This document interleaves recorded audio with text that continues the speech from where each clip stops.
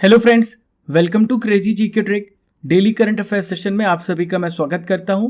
दोस्तों, आज है तारीख 7 जुलाई 2022 और आज से संबंधित जितनी भी महत्वपूर्ण करंट अफेयर्स होने वाली है उसे मैं आपके लिए डिस्कस करूंगा। ये करंट अफेयर भारत के किसी भी एग्जाम के लिए जरूरी है। भारत का कोई भी एग्जाम, सबके लिए ये डेली करंट अफेयर बहुत इंपॉर्टेंट है। यदि आप इसका पीडीएफ डाउनलोड करना चाहते हैं तो आप हमारे रूट एप्लीकेशन से पीडीएफ को डाउनलोड कर सकते हैं। इसके अलावा डेली आपको क्विज मिलने वाला है जो रात को 10 बजे मिलेगा टेलीग्राम पर। रूट एप्लीकेशन पर भी आपको हमारा क्विज मिलेगा। तो दोस्तों, डेली क्विज दें, डेली आप सुबह पढ़ाई करें और रात को क्विज भी दें। देखिए दोस्तों, आज का सबसे पहला इंपॉर्टेंट करंट अफेयर्स आप सभी के सामने रहा। हाल ही में आरबीआई ने किस बैंक की अपनी मूल कंपनी के साथ विलय को मंजूरी दी है? RBI approve the merger of which bank with its parent company? तो हाल ही में एचडीएफसी बैंक की अपनी मूल कंपनी एचडीएफसी के साथ विलय को मंजूरी प्रदान की है। दोस्तों, एचडीएफसी बैंक ने सोमवार को कहा कि उसकी मूल कंपनी एचडीएफसी लिमिटेड के साथ विलय के प्रस्ताव के लिए आरबीआई ने हाल ही में अपनी मंजूरी प्रदान कर दी है। एचडीएफसी की जो सहायक और सहयोगी कंपनियां हैं एचडीएफसी बैंक में ट्रांसफर हो जाएंगी। इसका ये सीधा मतलब है कि एचडीएफसी बैंक में 41% हिस्सेदारी का अधिग्रहण करेगा। एचडीएफसी का फुल फॉर्म क्या है आपसे पूछा जा सकता है। Housing development finance corporation bank. इसकी स्थापना कब हुई है? 1994 में। हेडक्वार्टर आपसे पूछा जा सकता है तो हेडक्वार्टर है महाराष्ट्र की कैपिटल मुंबई में। चेयरमैन कौन है दोस्तों? तो इनका नाम है अतानु चक्रवर्ती। सीईओ कौन है? शशिधर जगदीशन। देखिए friends, second important current affairs आप सभी के सामने रहा। हाल ही में राष्ट्रीय खाद्य सुरक्षा अधिनियम के लिए राज्य रैंकिंग सूचकांक जारी किया गया। पहला राज्य कौन सा बना? तो पहला राज्य बना है ओडिशा। पहला राज्य का क्या नाम है? ओडिशा। ये जो आंकड़ा है किसने जारी किया है? केंद्रीय उपभोक्ता मामले, खाद्य और सार्वजनिक वितरण मंत्री पीयूष गोयल जी ने भारत में खाद्य पोषण और सुरक्षा सम्मेलन के दौरान इसे जारी किया। दूसरे नंबर पर है यूपी और तीसरे नंबर पर है कौन सा राज्य? आंध्र प्रदेश। दोस्तों, मैं आपको बताना चाहूंगा कि इंपॉर्टेंट जानकारी ध्यान से सुनिएगा एनएफएसए के बारे में। एनएफएसए का फुल फॉर्म होता है नेशनल फूड सिक्योरिटी एक्ट। 5 जुलाई 2013 को अधिनियमित किया गया था। देखिए friends, third important current affairs आप सभी के सामने रहा। हाल ही में विश्व जूनोसिस दिवस कब मनाया गया? When is world zoonosis day observe?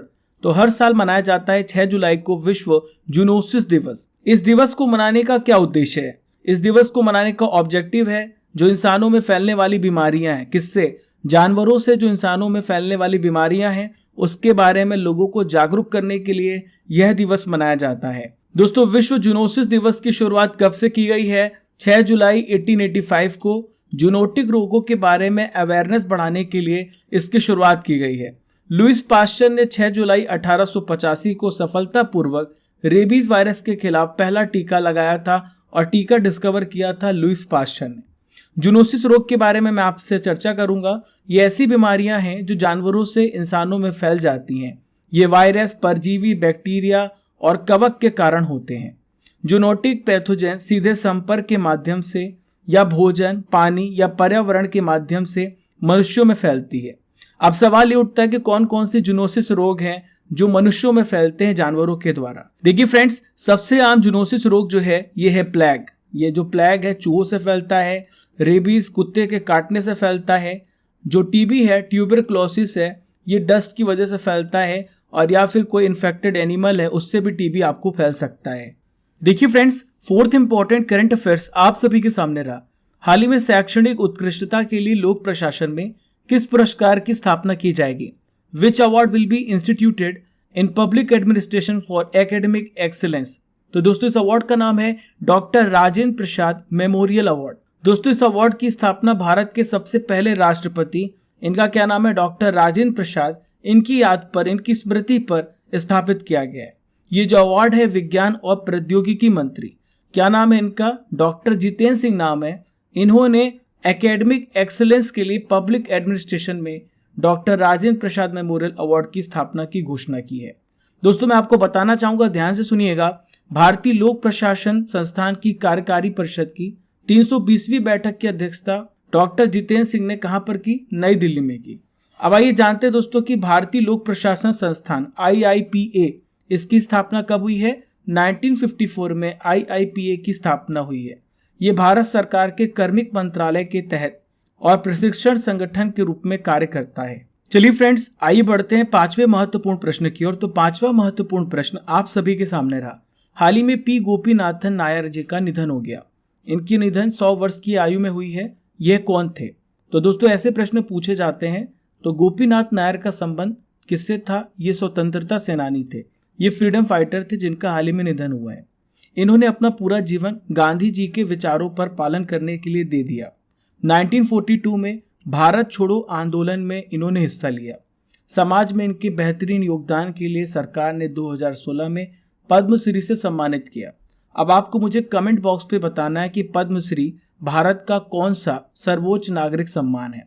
इन्होंने भारत सरकार के द्वारा संचालित एक संगठन गांधी स्मारक निधि महात्मा गांधी राष्ट्रीय स्मारक ट्रस्ट के अध्यक्ष के रूप में भी कार्य किया है। यहाँ पे दोस्तों हमने बात की भारत छोड़ो आंदोलन की। तो देखिए फ्रेंड्स, आधुनिक भारत से संबंधित बहुत सारे प्रश्न आपसे पूछे जा सकते हैं। तो आइए मैं आपको बताता हूँ राष्ट्रीय आंदोलन की महत्वपूर्ण घटनाओं के बारे में। दोस्तों 1905 में कौन सी घटना हुई? बंगाल का विभाजन हुआ। 1905 में बंगाल का विभाजन हुआ है। ठीक है, अब देखिए दोस्तों नेक्स्ट है 1906 में क्या हुआ? 1906 में मुस्लिम लीग का गठन हुआ। कहां पर हुआ? ढाका में हुआ। कहां पर? बांग्लादेश की कैपिटल ढाका में हुआ है। 1907 में क्या हुआ था? सूरत अधिवेशन हुआ था। सूरत अधिवेशन में क्या हुआ था? कांग्रेस में फूट पड़ी थी। नरम दल और गरम दल में कांग्रेस बढ़ गया था। 1909 में सबसे इंपॉर्टेंट मॉर्ले मिंटो सुधार अधिनियम आया था। मॉर्ले मिंटो सुधार में क्या हुआ था? जो मुस्लिम था उसे अलग पृथक निर्वाचन मंडल दिया गया, यानी जो मुस्लिम समुदाय के लोग थे वो केवल मुस्लिम को ही वोट कर सकते थे। यही बहुत बड़ा फूट का कारण बना जिसकी वजह से भारत और पाकिस्तान अलग हुए।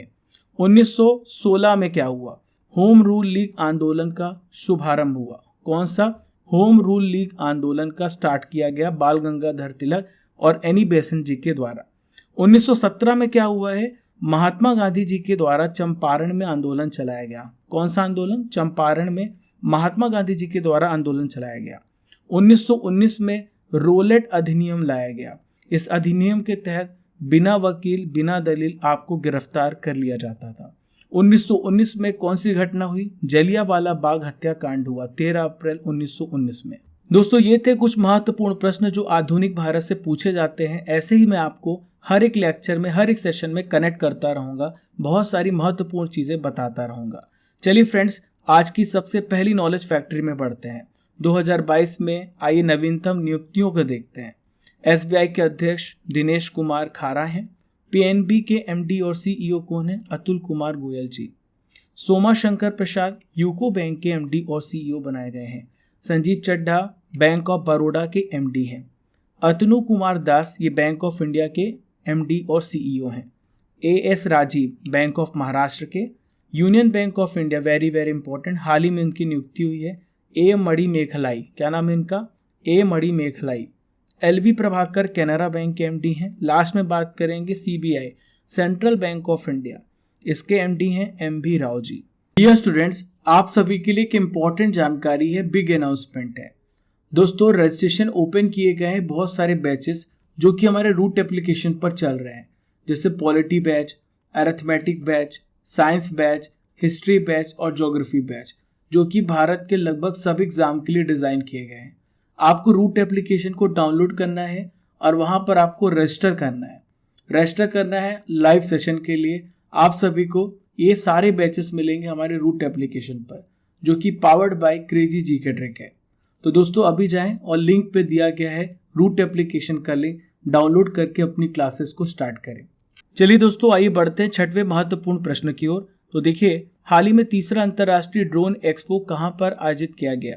Where was the third international drone expo held? तो तीसरा ड्रोन अंतर्राष्ट्रीय एक्सपो दिल्ली में आयोजित किया गया। दोस्तों आपने देखा है कि भारत सरकार ड्रोन टेक्नोलॉजी के प्रति बहुत ज़्यादा कार्य कर रही है, क्योंकि ड्रोन की मदद से हम स्वास्थ्य क्षेत्र में, शिक्षा के क्षेत्र में, ट्रांसपोर्टेशन के क्षेत्र में ऐसे बहुत सारे आयाम हैं जहां पर हम आगे बढ़ सकते हैं और भारत को एक नया स्वरूप दे सकते हैं इसकी मदद से। तो दोस्तों इसका आयोजन कब से कब तक होगा? 6 से लेकर 7 जुलाई तक इसका आयोजन किया जाएगा। इसके आयोजक का क्या नाम है? Next gen exhibition private limited. इसमें क्या होगा दोस्तों? जो खरीदार हैं, जो बायर्स हैं और जो उद्योग हैं, बायर्स और इंडस्ट्रीज के हितधारकों से जुड़ने का, यानी अगर किसी को बायर और इंडस्ट्री से जुड़ना है, हितधारकों से जुड़ने का एक मंच है। दोस्तों, ड्रोन से संबंधित और भी क्या क्या किया जा सकता है, इस पर यहाँ पर चर्चा की जाएगी। क्लियर है? ये electronic security association of India के द्वारा सपोर्टेड है। दूसरा अंतर्राष्ट्रीय ड्रोन एक्सपो कब हुआ था? 18-19 अगस्त 2021 में नई दिल्ली में। मैं आपको बताना चाहूँगा, हाल ही में ड्रोन मेला भी आयोजित किया गया था ग्वालियर के एमपी में। कहाँ पर हुआ था? एमपी ग्वालियर में हाल ही में ड्रोन मेला भी आयोजित किया गया। चलिए दोस्तों, आइए बढ़ते हैं 7वें महत्वपूर्ण प्रश्न की ओर। हाल ही में उपराष्ट्रपति चुनाव 2022 के लिए अधिसूचना जारी की गई। अधिसूचना कब जारी की गई है? When is the notification for the vice presidential election 2022 released? तो दोस्तों, हाल ही में 5 जुलाई 2022 को उपराष्ट्रपति चुनाव के लिए अधिसूचना जारी की गई है। देखिए, किस नंबर के उपराष्ट्रपति का चुनाव होने वाला है? तो भारत के 16वें उपराष्ट्रपति के लिए चुनाव होने वाला है। प्रेजेंट में भारत के उपराष्ट्रपति कौन है? एम वेंकैया नायडू। क्या नाम है इनका? एम वेंकैया नायडू। ये भारत के 15वें उपराष्ट्रपति हैं।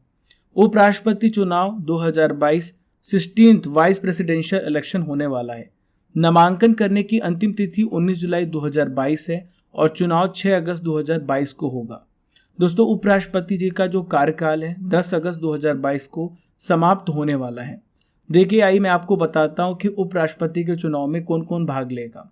तो उपराष्ट्रपति के चुनाव में इलेक्टोरल कॉलेज में 233 निर्वाचित सदस्य और राज्यसभा के 12 नॉमिनेटेड मेंबर, यानी टोटल 245 मेंबर्स और साथ में 543 मेंबर्स शामिल होंगे। दोस्तों, यहाँ पे टोटल कितना हो गया? ये हो गया 788 मेंबर्स इलेक्टोरल कॉलेज में शामिल होंगे। इलेक्टोरल कॉलेज में संसद के दोनों सदनों को शामिल किया जाता है, लोकसभा और राज्यसभा। ये जो सदस्य हैं लोकसभा के हैं और ये सदस्य हैं राज्यसभा के हैं। ठीक है। उपराष्ट्रपति का चुनाव कैसा होता है? इनडायरेक्ट होता है, अप्रत्यक्ष रूप से निर्वाचक मंडल के सदस्यों के द्वारा किया जाता है। संसद के दोनों सदनों के सदस्य इसमें शामिल होते हैं। यदि आपको देश का उपराष्ट्रपति बनना है तो आइए जानते हैं क्या क्या आपकी क्वालिफिकेशन होना चाहिए। सबसे पहला, आपको भारत का नागरिक होना चाहिए। दूसरा, आपकी 35 वर्ष की आयु पूरी हो चुकी हो। इसके अलावा तीसरी कंडीशन है, राज्यसभा के सदस्य के रूप में चुने जाने के लिए आपको योग्य होना चाहिए। देखिए दोस्तों, यहाँ पे बात हमने उपराष्ट्रपति की है, वाइस प्रेसिडेंट की है। तो वाइस प्रेसिडेंट से रिलेटेड इंपॉर्टेंट आर्टिकल को आइए डिस्कस करते हैं। तो देखिए, किस आर्टिकल में कहा गया है कि भारत का वाइस प्रेसिडेंट होगा? तो यह आर्टिकल नंबर 63। उपराष्ट्रपति जो होगा दोस्तों, राज्यसभा का पदेन सभापति होगा, यानी राज्यसभा यानी जो आपका अपर हाउस है उसका वो क्या होगा? अध्यक्ष होगा। ये बात कही गई है आर्टिकल 64 में। दोस्तों, यदि राष्ट्रपति प्रेसिडेंट अनुपस्थित होता है, अब्सेंट होता है, तो उपराष्ट्रपति राष्ट्रपति के कार्यों को संभालेगा। आर्टिकल 65 में लिखा हुआ है। आर्टिकल 66 में उपराष्ट्रपति के इलेक्शन के बारे में बात कही गई है। उपराष्ट्रपति का जो कार्यकाल है ये बताया गया आर्टिकल नंबर 67 में। किसमें? आर्टिकल नंबर 67 में। उपराष्ट्रपति के कार्यालय की रिक्ति की पूर्ति के लिए चुनाव का समय का निर्धारण और आकस्मिक रिक्ति की पूर्ति के लिए चुने गए व्यक्ति का जो कार्यकाल है आर्टिकल नंबर 68 में बताया गया है। चलिए दोस्तों, आइए बढ़ते 8वें महत्वपूर्ण प्रश्न की ओर। हाल ही में अल्फिया पठान और गीतिका ने कजाकिस्तान में एलोडा कप में गोल्ड मेडल हासिल किया। इनका संबंध किस खेल से है? तो दोस्तों, इनका संबंध है मुक्केबाजी यानी बॉक्सिंग से है। इसके अलावा और भी विनर्स के बारे में आइए जान लेते हैं। भारतीय महिला मुक्केबाज, इनका नाम है कलाइवनी श्रीनिवासन और जमुना बोरो। इन दोनों ने कजाकिस्तान के नूर सुल्तान में एलोडा कप में ब्रॉन्ज मेडल हासिल किया है। महिलाओं की 81 किलोग्राम वेट कैटेगरी में अल्फिया ने लज्जत कुंगीबाइवा इनको 5-0 से हराया है। वहीं पे महिला के 48 किलोग्राम वेट कैटेगरी में फाइनल में गीतिका ने कलाइवानी को हराया है। भारतीय दल ने टोटल 14 पदक जीते। अल्फिया और गीतिका दोनों ने गोल्ड मेडल के साथ $700 की पुरस्कार राशि भी प्राप्त की है। देखिए दोस्तों, आज का आखिरी इंपॉर्टेंट करंट अफेयर्स आप सभी के सामने रहा। हाल ही में गांधी और चंपारण सत्याग्रह सेलेक्ट रीडिंग नामक पुस्तक के संपादक कौन है? तो दोस्तों, इनका क्या नाम है? सुरंजन दास। सुरंजन दास ने गांधी और चंपारण सत्याग्रह सेलेक्ट रीडिंग नामक पुस्तक का संपादन किया है। इस पुस्तक में क्या बताया गया है दोस्तों? 1917 के चंपारण सत्याग्रह के बारे में बताया गया है। 1917 में सत्याग्रह हुआ था। दोस्तों इस पुस्तक का विमोचन किया गया जिसे जादवपुर विश्वविद्यालय के कुलपति सुरंजन दास द्वारा संपादित किया गया। दोस्तों गांधी जी के नेतृत्व में भारत में किया गया ये सबसे पहला सत्याग्रह था और यह चंपारण सत्याग्रह। हालांकि गांधी जी ने सबसे पहला जो सत्याग्रह प्रैक्टिस किया था वो साउथ अफ्रीका में किया था। अब आई फ्रेंड्स, करंट अफेयर्स की रसमलाई की बारी आ गई है, यानी 2021 के इंपॉर्टेंट प्रश्नों को मैं आपके लिए डिस्कस करूंगा। तो पहला प्रश्न आप सभी के सामने रहा, हाल ही में किसने यूएस ओपन 2021 में महिला एकल का खिताब जीता है? तो इनका नाम है एमा रादुकानु। आपको कमेंट बॉक्स में बताना है एमा रादुकानु किस देश की प्लेयर है। हाल ही में किसने यूएस ओपन 2021 में पुरुष एकल का खिताब जीता है? तो ये डैनियल मेदवेदेव। कमेंट बॉक्स पर बताइए डैनियल किस देश के खिलाड़ी हैं। मैं बार बार पूछूंगा आपको जब तक याद नहीं हो जाएगा। हाल ही में कौन सा व्यक्ति आईटी कंपनी याहू के नए सीईओ के रूप में नियुक्त किया गया? तो दोस्तों इनका नाम है जिम लानजोन। देखिए फ्रेंड्स, अगला प्रश्न आप सभी के सामने है। हाल ही में राष्ट्रीय अल्पसंख्यक आयोग के नए अध्यक्ष बनाए गए, इनका नाम है इकबाल सिंह लालपुरा। विश्व आत्महत्या रोकथाम दिवस कब मनाया जाता है? हर साल 10 सितंबर को। उत्तराखंड के 8वें राज्यपाल हाल ही में कौन बने हैं? इनका नाम है गुरमीत सिंह। क्या नाम है? गुरमीत सिंह। चलिए फ्रेंड्स आइए बढ़ते हैं 6 जुलाई के इंपॉर्टेंट करंट अफेयर्स को मैं आपके लिए रिवीजन भी करा देता हूं। तो पहला प्रश्न आप सभी के सामने रहा, राज्यों की स्टार्टअप रैंकिंग 2021 में सर्वश्रेष्ठ प्रदर्शनकर्ता कौन सा राज्य रहा? तो इस राज्य का नाम है गुजरात और कर्नाटक। नेक्स्ट है पीएम नीलाचल इस्पात निगम लिमिटेड का निजीकरण पूरा हो चुका है, अब इसे किसको सौंप दिया गया है? तो टाटा समूह की फर्म टीएसएलपी को 12,000 करोड़ पर। हाल ही में भारतीय सेना ने सुरक्षा मंथन 2022 का आयोजन कहां पर किया? जोधपुर में। हेल्थ केयर और लाइफ साइंसेस कैटेगरी में Microsoft partner of the year award 2022 किसे मिला है? HCL technologies. कमेंट बॉक्स पे बताइए कि माइक्रोसॉफ्ट की स्थापना कब हुई। फिफ्थ इंपॉर्टेंट रिवीजन क्वेश्चन ये रहा, थिएटर और फिल्म डायरेक्टर पीटर ब्रूक का निधन हो गया, इन्हें किस वर्ष पद्मश्री सम्मान से सम्मानित किया गया? 2021 में। हाल ही में किस फार्मूला 1 रेसिंग ड्राइवर ने ब्रिटिश F1 ग्रैंड प्रिक्स को जीता है? कार्लोस सेंज ने। ओडिशा सरकार का बजट हाल ही में किसके द्वारा पेश किया गया?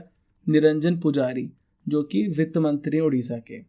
ईएन सुधीर किस खेल से रिलेटेड है जिनका हाल ही में निधन हो गया है? तो इनका संबंध फुटबॉल से है। चलिए दोस्तों 9th इंपॉर्टेंट रिवीजन क्वेश्चन रहा, हाल ही में भारत और किस देश के बीच सामुदायिक विकास परियोजनाओं के लिए समझौता ज्ञापन पर हस्ताक्षर हुए हैं? तो हाल ही में भारत और आर्मेनिया के बीच में इस सामुदायिक विकास परियोजना पर हस्ताक्षर हुए हैं। हाल ही में 3 जुलाई 2022 को भारत सरकार के द्वारा कौन सा अभियान शुरू किया गया? स्वच्छ सागर सुरक्षित सागर। दोस्तों क्वेश्चन आप सभी के सामने रहा, एचडीएफसी बैंक के चेयरमैन कौन है? इसका आंसर आपको कमेंट बॉक्स पर बताना है। तो डियर स्टूडेंट्स, ये था 6 जुलाई के इंपॉर्टेंट करंट अफेयर्स का रिवीजन। हमने डेली करंट अफेयर्स में 7 जुलाई के करंट अफेयर्स को भी आपके लिए कवर किया है। फॉलो कीजिए क्रेजी जीके ट्रिक को डिफरेंट सोशल मीडिया प्लेटफॉर्म पर। इसका लिंक आपको नीचे डिस्क्रिप्शन बॉक्स में दिया गया है। Keep liking, keep sharing your channel Crazy GK Trick and don't forget to subscribe and press the bell icon button. Thank you friends.